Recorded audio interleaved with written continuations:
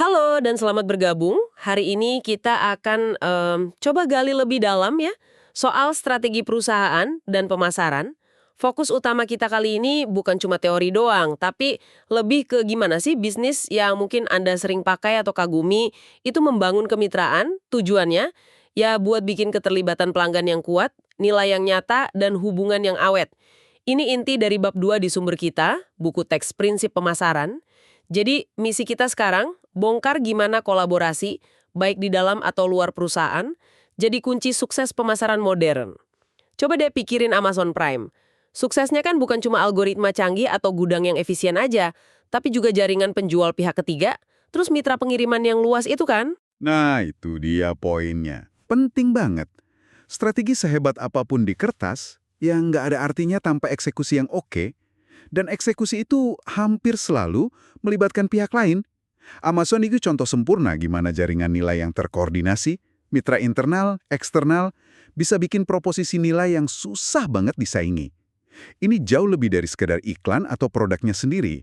Ini soal membangun semacam ekosistem, gitu. Oke. Mari kita mulai dari dasarnya dulu nih. Sebelum ngomongin mitra dan pelanggan, kayaknya perlu lihat ke dalam perusahaannya dulu ya. Perencanaan strategis tingkat perusahaan, kenapa ini penting jadi langkah awal? Kita kan sering dengar tuh pernyataan misi. Itu cuma pajangan di lobi kantor aja atau gimana? Harusnya sih enggak ya. Pernyataan misi yang bagus, yang fokusnya ke pasar, itu fungsinya kayak bintang penuntun. Jadi dia nggak cuma mendefinisikan bisnis sekarang, tapi juga visi ke depan. Konteksnya itu memenuhi kebutuhan pelanggan. Contohnya, misi Facebook sekarang Meta ya, untuk memberi orang kekuatan membangun komunitas dan menekatkan dunia. Itu kan jelas, lebih luas, lebih fokus ke pelanggan daripada sekedar jadi jejaring sosial. Nah, misi ini nanti diterjemahin lagi jadi tujuan yang lebih spesifik, terus jadi panduan buat alokasi sumber daya. Termasuk keputusan yang mungkin sulit ya, soal unit bisnis mana nih yang perlu didorong, mana yang mungkin harus dilepas. Konsep portofolio bisnis kayak matriks BCG itu relevan di sini berarti. Tentu, banget malah. Alat kayak matriks BCG itu bantu manajemen evaluasi berbagai unit bisnis strategis atau SBU. Intinya sih bukan di label bintang atau sapi perahnya itu sendiri ya, tapi di pemikiran strategis di baliknya. Jadi kita mesti investasi sumber daya, waktu manajemen, dana riset, upaya bangun kemitraan itu di mana, biar hasil jangka panjangnya paling bagus. Apa kita mau membangun pangsa pasar, atau mempertahankan posisi yang udah hadir, atau malah memanen keuntungannya aja, atau malah divestasi, lepasin area yang kayaknya udah nggak oke lagi. Nah, keputusan ini yang jadi fondasi buat strategi pemasaran dan kemitraan nantinya. Dan pastinya perusahaan juga perlu tumbuh dong. Matriks perluasan produk pasar and soft itu biasanya muncul di sini nih. Ada penetrasi pasar, pengembangan produk, pengembangan pasar, diversifikasi. Tapi gimana hubungannya nih semua sama tema kemitraan kita? Erat banget. Setiap strategi pertumbuhan ini seringkali butuh atau paling nggak difasilitasi oleh kemitraan. Contohnya, pengembangan pasar. Mau masuk ke wilayah geografis baru? Mungkin butuh mitra distribusi lokal kan? Terus, pengembangan produk. Bisa jadi melibatkan kemitraan R&D atau cari pemasok teknologi baru. Bahkan diversifikasi, kayak Under Armour yang masuk ke aplikasi kebugaran digital. Itu seringnya lewat akuisisi atau ya kemitraan strategis sama perusahaan teknologi. Jadi, strategi pertumbuhan ini bukan cuma soal apa yang perusahaan kerjain sendiri, tapi juga siapa yang diajak kerjasama buat mencapainya. Nah, ini nyambung langsung ke jantungnya strategi pemasaran. Gimana perusahaan mutusin siapa sih yang mau dilayani, terus gimana cara bikin nilai buat mereka? Kita ngomongin segmentasi, targeting, diferensiasi, sama positioning. STDP. Banyak yang bilang, kenapa nggak jual ke semua orang aja sih? Tapi tadi Anda bilang itu jarang efektif ya? Betul. Mencoba jadi segalanya buat semua orang itu ya seringnya malah jadi nggak ada apa-apanya buat siapa-siapa. Pasar itu terlalu beragam, STDP itu intinya soal fokus. Segmentasi itu upaya buat memetakan keragaman itu. Ngelompokin pembeli berdasarkan kebutuhan, karakteristik, atau perilaku yang mirip. Basisnya bisa geografis, demografis, tapi yang seringkali lebih kasih insight itu psikografis, gaya hidup, kepribadian, sama perilaku gimana mereka pakai produk, loyalitasnya, gitu. Oh, kayak contoh Gazelle itu ya, yang segmentasinya berdasarkan gaya hidup pengguna sepeda. Atau Shinola yang bangun persona buatan Detroit buat narik segmen yang suka keaslian. Tapi ngidentifikasi segmen aja kan nggak cukup ya. Harus dipilih mana yang mau diserang. Ini bagian targeting berarti. Tepat sekali. Targeting itu soal evaluasi daya tarik tiap segmen, ukurannya gimana, potensi tumbuhnya persaingannya seketat apa, dan yang paling penting, apakah melayani segmen itu sejalan sama tujuan dan kemampuan perusahaan. Nah, di sini nih, kemitraan bisa jadi faktor penentu. Mungkin ada segmen yang menarik banget, tapi perusahaan nggak punya akses pasar atau teknologinya. Kemitraan bisa jadi jembatan. Abis evaluasi, perusahaan pilih strategi. Mau nyasar luas aja, undifferentiated, atau beberapa segmen tapi tawarannya beda, differentiated, atau fokus ke satu atau beberapa ceruk kecil, niche concentrated. Contoh niche yang menarik itu Stitch Fix. Mereka fokus banget ke segmen spesifik, wanita sibuk yang pengen dibantu personal buat belanja baju. Tapi bukannya strategi niche kayak gini agak berisiko ya? Gimana kalau selera pasar tiba-tiba berubah? Atau pemain gede macam Amazon mutusin masuk lebih serius ke layanan personal styling? Itu risiko yang valid, pasti ada. Keberhasilan strategi niche itu seringnya tergantung sama kemampuan bangun hubungan yang kuat banget sama pelanggan. Terus, bikin semacam benteng pertahanan yang susah ditembus pesaing. Ini bisa berupa pemahaman mendalam soal kebutuhan pelanggan, layanan yang personal banget, atau komunitas yang loyal. Dan lagi-lagi, kemitraan bisa berperan di sini.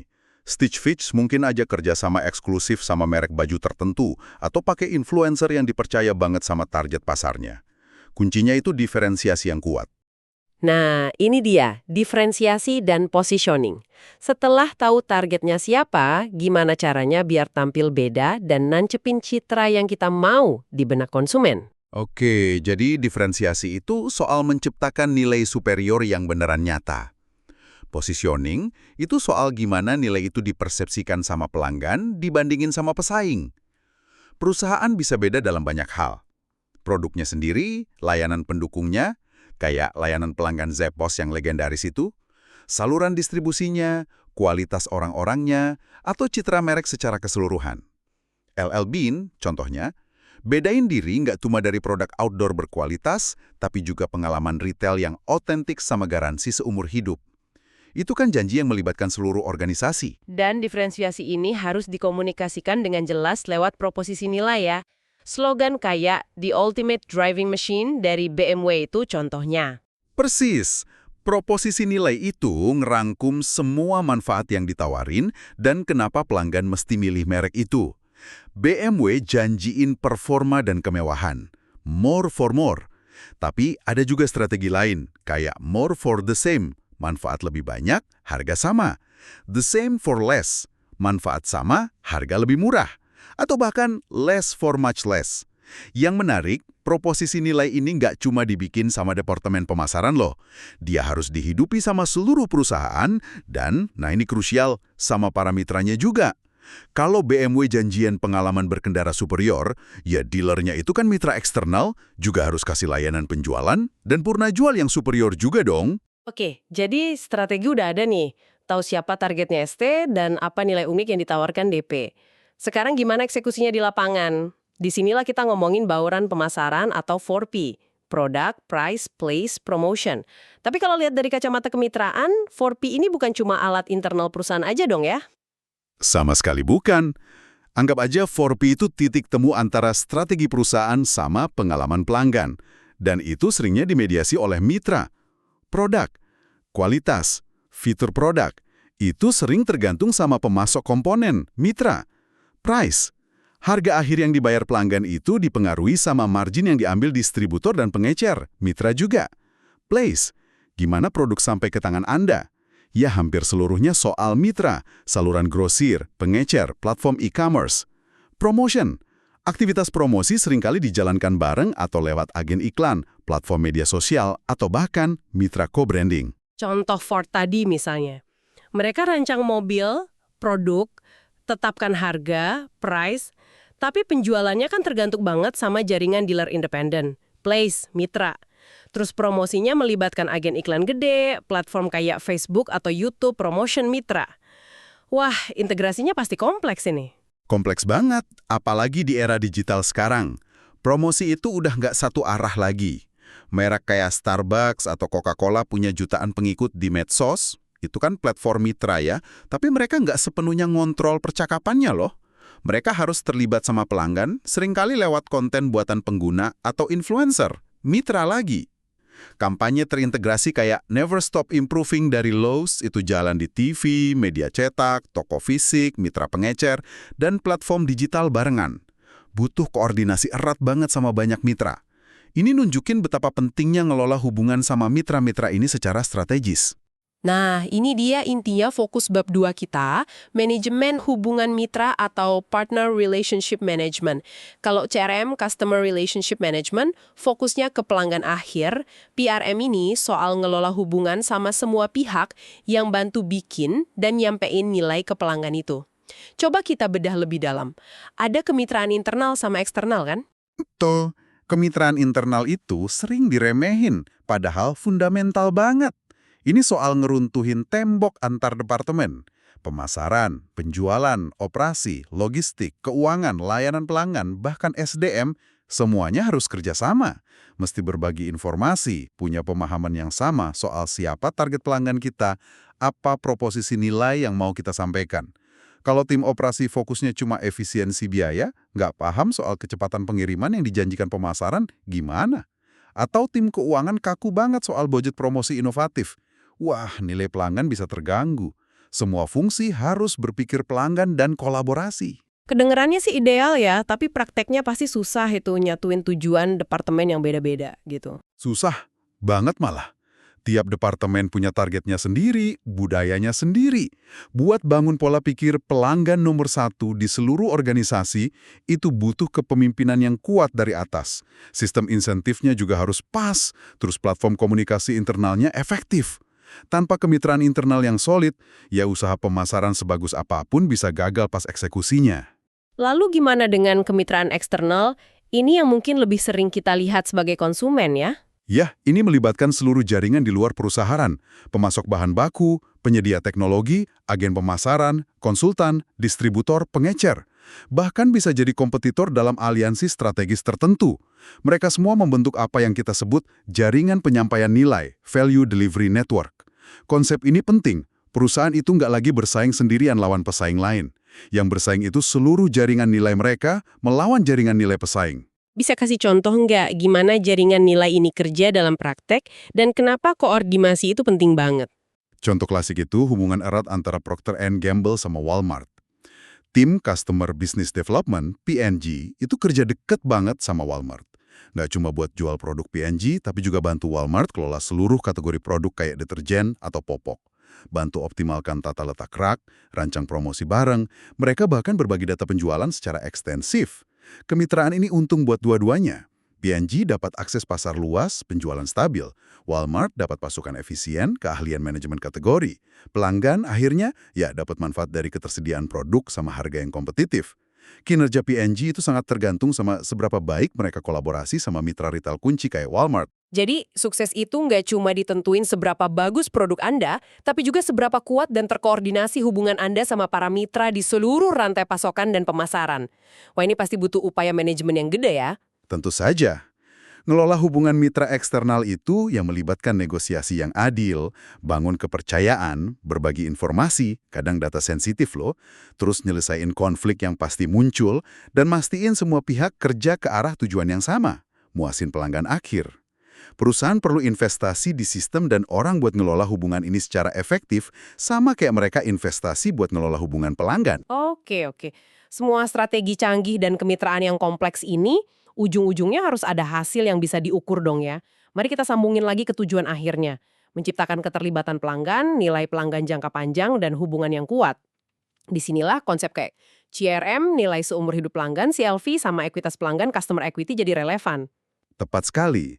Menciptakan nilai secara konsisten yang seringnya dimungkinkan oleh jaringan mitra yang efektif itu bakal bangun loyalitas pelanggan. CLV itu mencoba ngukur nilai total dari seluruh pembelian yang bakal dilakuin seorang pelanggan sepanjang hidupnya. Kalau dia tetap loyal. Contoh Stu, Leonards, yang rela ngelakuin apa aja buat nahan pelanggan karena mereka ngitung CLV-nya bisa $50.000 itu. Wah, kuat banget pesannya. Mereka paham, kehilangan satu pelanggan itu bukan cuma kehilangan satu transaksi, tapi potensi pendapatan puluhan ribu dolar di masa depan. Dan pemahaman CLV ini butuh kerjasama internal yang luar biasa ya, berarti kasir, petugas bagian buah, manajer toko, semua harus dikasih wewenang buat nyelamatin pelanggan yang nggak puas.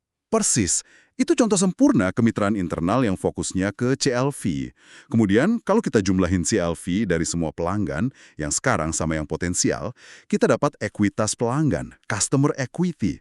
Ini aset yang berharga banget, yang nunjukin nilai total masa depan dari basis pelanggan perusahaan. Ini ukuran yang lebih lihat ke depan dibanding cuma pangsa pasar atau penjualan sekarang. Contoh Cadillac yang tadi Anda sebut menarik juga. Mereka mungkin masih jualan mobil, tapi ekuitas pelanggan mereka katanya terkikis ya karena gagal narik generasi baru. Mungkin karena produknya, citranya, atau bahkan pengalaman di dealer mitra yang nggak pas sama harapan pembeli muda. Betul. Ekuitas pelanggan bisa turun kalau perusahaan gagal adaptasi atau kalau jaringan nilainya nggak kasih pengalaman yang relevan. Sebaliknya, perusahaan yang berhasil bangun ekuitas pelanggan yang tinggi bakal panen hasilnya. Mereka nggak cuma dapat loyalitas, pembelian ulang, tapi juga bisa ningkatin pangsa pelanggan, share of customer. Maksudnya, porsi pengeluaran pelanggan di kategori produk mereka yang dibelanjain di perusahaan itu. Amazon lagi-lagi contoh bagus di sini nih. Lewat Prime, rekomendasi personal, terus jaringan marketplace seller, mitra itu yang luas, mereka terus dorong pelanggan beli lebih banyak jenis barang dari mereka. Efektif banget naikin pangsa dompet pelanggan. Ya, Amazon itu jagonya dalam menangkap nilai kembali dari pelanggan dengan cara itu. Dan tren sekarang bahkan udah lebih dari sekedar transaksi dan loyalitas loh. Fokusnya geser ke keterlibatan pelanggan, customer engagement. Ini soal bikin merek jadi bagian yang bermakna dari percakapan dan kehidupan konsumen. Seringnya ini dicapai lewat konten menarik di medsos, dibantu platform mitra, bangun komunitas online, atau nyelarasin merek sama tujuan sosial yang lebih gede. Kayak kampanye optimisme Life is Good yang digaungkan lewat produk dan mitra retailnya. Keterlibatan ini seringkali butuh kolaborasi erat sama berbagai mitra platform digital, influencer, komunitas, organisasi nirlaba. Baik, baik. Mari kita coba tarik benang merahnya ya dari diskusi kita yang lumayan dalam ini. Kita mulai dari pentingnya strategi tingkat perusahaan sebagai fondasi. Lalu masuk ke strategi pemasaran inti, paham pasar, segmentasi, pilih target, targeting, bikin keunikan, diferensiasi, dan positioning atau SDTP. Terus kita lihat alat eksekusinya, 4P, produk, harga, tempat, promosi. Tapi yang jadi sorotan utama kita hari ini adalah gimana semua ini nggak bisa jalan efektif tanpa kemitraan yang solid, baik itu internal antar departemen yang fokus ke pelanggan maupun eksternal dengan pemasok, distributor, pengecer, dan lainnya dalam sebuah jaringan penyampaian nilai. Tujuan akhirnya jelas, bangun keterlibatan pelanggan yang erat, ciptakan nilai seumur hidup yang tinggi, dan numbuhin ekuitas pelanggan yang kuat sebagai aset jangka panjang perusahaan. Dan memahami alur berpikir strategis ini, terutama peran sentral kemitraan, itu relevan banget buat Anda. Apakah Anda nanti terjun di dunia bisnis, jadi pengusaha, atau sekedar konsumen yang cerdas? Kerangka kerja ini bantu Anda paham mesin di balik merek-merek yang Anda temui tiap hari. Anda bisa lihat gimana sukses mereka itu seringkali bukan cuma karena produknya hebat, tapi juga karena kemampuan mereka bangun dan kelola jaringan hubungan yang kompleks buat kasih nilai secara konsisten ke Anda. Nah, sebagai penutup nih, ada pemikiran buat Anda bawa pulang yang terinspirasi langsung dari diskusi kita soal jaringan nilai yang makin kompleks. Ini di era di mana pengalaman pelanggan seringkali hasil kolaborasi banyak pihak dari penyedia bahan baku, pabrik, platform software, agen pemasaran digital, sampai mitra logistik pengiriman terakhir. Siapa sih yang sebenarnya pegang tanggung jawab utama atas kepuasan akhir Anda sebagai pelanggan? Dan gimana perusahaan terbaik mastiin kualitas tetap terjaga di seluruh jaringan mitra mereka itu? Pertanyaan yang makin relevan ya, di dunia bisnis yang serba terhubung kayak sekarang ini. Terima kasih banyak sudah menyimak pembahasan kami kali ini. Semoga ada manfaatnya ya. Dan sampai jumpa di kesempatan berikutnya.